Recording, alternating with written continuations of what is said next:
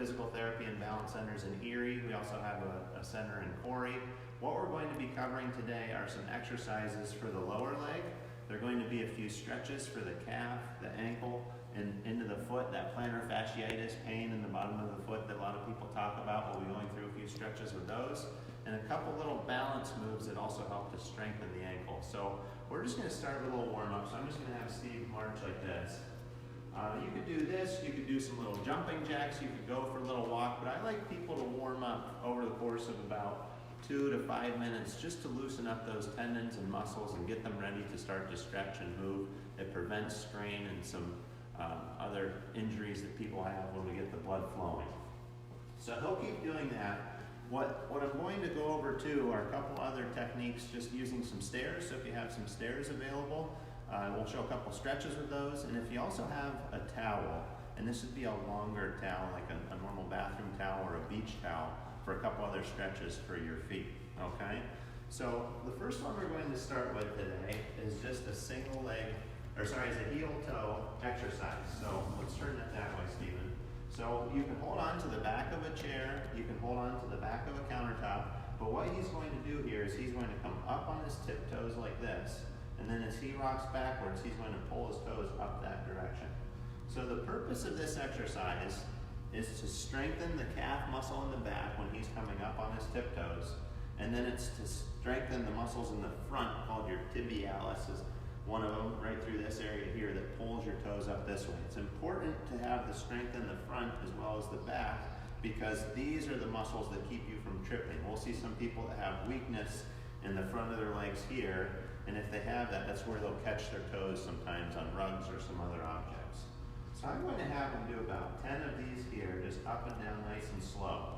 It's not about how many you do, it's just about doing it in a controlled way that really builds the strength in the calf and in the front of the shin. When you do it slow and controlled, the key is here.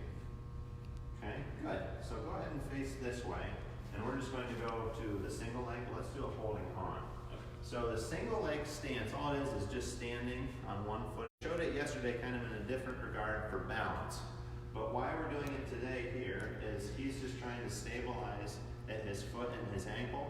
So what this does when he's trying to stand on that one leg, he's trying to let it off of that left arm if he can, if his balance is good enough, and he wants to hold 10 seconds in this position. What he's really working here are the inside and outside ankle muscles that stabilize that foot so that you don't wobble this way as much. If you have a lot of wobble in your foot down through there, it usually means you have some weakness in through your ankle here. It can also mean you have some weakness all the way up into the knee and into the hips as well. We're finding that out more and more. So after 10 seconds, I'm going to have them switch to the other side.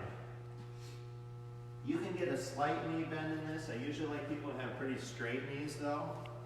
And if this is pretty easy for you, you can use a pillow on the ground, you could use an exercise mat, you could use a couch cushion, and what we're going to do is you'll stand on a softer surface like this. And now I'm trying to keep my balance here, and you see how my foot is rocking back and forth? So those ankle muscles are really working to keep that foot stabilized. You should be able to still hold this position for about 10 seconds. If you can't, then you want to stay on a firm surface. If you can build up to 10 even more seconds, work your way up to this position here. Good, thanks. Okay, so we're going to go into what we call the modified lunge. So Stephen is going to be working, that's good, your front leg. So he'll do this lunge here. Now the difference between this, we call this a modified lunge. His front leg, you'll notice, in a traditional lunge, I might go down all the way into this position here. What we find is that that puts a lot of strain on the knee here, and it also can put a little bit too much strain on the knee that's in front. So as Stephen goes this direction, the leg that's in front right now, he's trying to bring his knee just to the front of his toes that direction. And you'll notice he's keeping his back leg straight back through here, and he's keeping his heel on the ground here.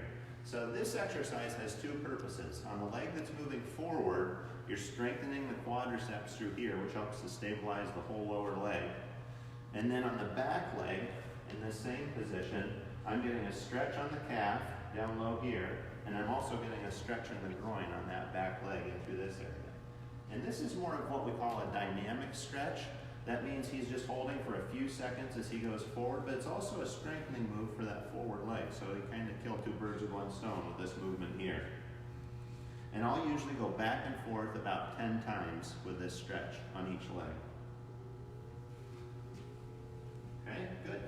All right, so what we're going to go to is we're going to show the toe stretch on the wall. Come on in and kind of get a side view of this.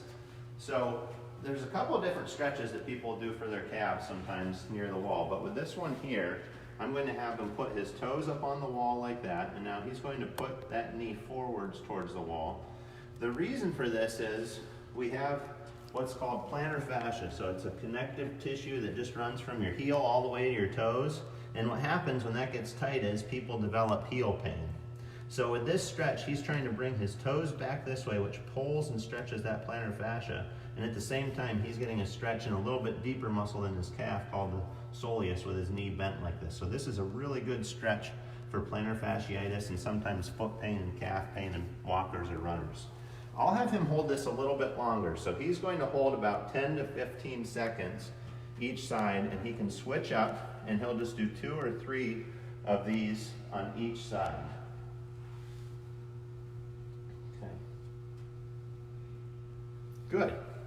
So we're going to go to a little bit different exercise over on the stairwell over here. So you could use regular steps for this.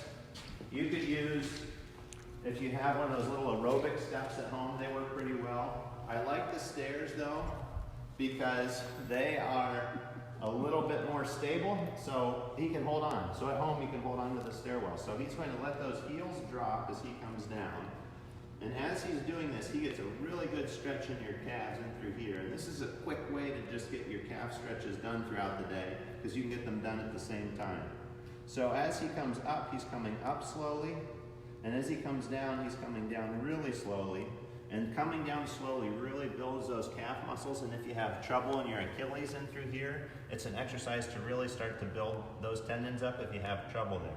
If this is really easy for you, you can just go to a single leg. So just show them a single leg with this one here.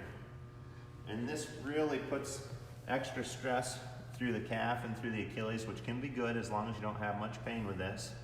And up and down about 10 times with these exercises here. I'd stick with trying it with both legs. Don't do more than 10 reps. It's easy to do more than that. These muscles are endurance muscles, so they really let us do quite a few repetitions, but sometimes our body's not ready for that. Okay, that looks good. Thanks, Steve. So we're going to go into the last stretch, and it's going to be the towel stretch. So what he's going to do, you could use a beach towel for this. You could just use, this is about the size of a bath towel. So he put the bottom of the towel just underneath of his heel here. The top is centered around the toes here. And he's going to straighten out his knee. Yep. And then he's going to pull mainly with his arm up top here directly this way. So what he's trying to do with this is he's trying to get that bend in his toes like this. It's similar to the wall. Some people have some trouble with the wall stretch, so this is just a little bit easier way to do that stretch. And he's going to hold about 10 seconds with this and pull up that way. So give it about a good 10-second hold. So we see a number of people with plantar fasciitis here at our clinic. And these are some good stretches to start off with at home. If you still have some trouble, there's some other treatments that we can do. Laser treatment, there's some really good taping techniques for the plantar fasciitis, and there's some other good manual techniques that we'll show as well to help loosen up that plantar fasciitis and even into the back, into the Achilles region. So if you know somebody who's struggling with some foot and ankle pain or has some ankle injuries, please share this with them, pass it along. It might be enough to get them going in this time when we're all inside a little bit more. And then tomorrow we're going to get into some more exercises and strengthening for the hips and the thighs. Hope to see you then.